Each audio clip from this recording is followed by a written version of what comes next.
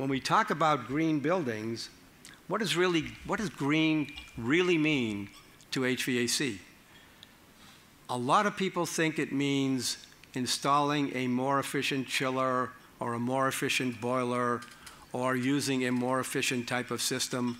But what we try and do is make that chiller and that boiler smaller.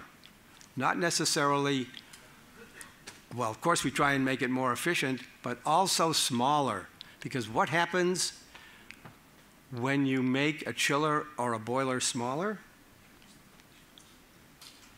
The electrical loads go down, the water loads go down, the piping size goes down.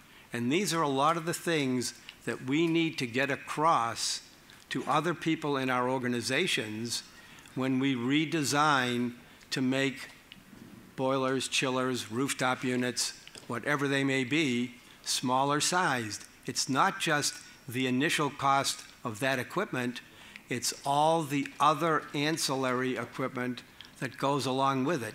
The size of the starters, the size of the switchgear, the size of the electrical wiring, the size of the piping, all of these get smaller as we make the equipment smaller and more efficient.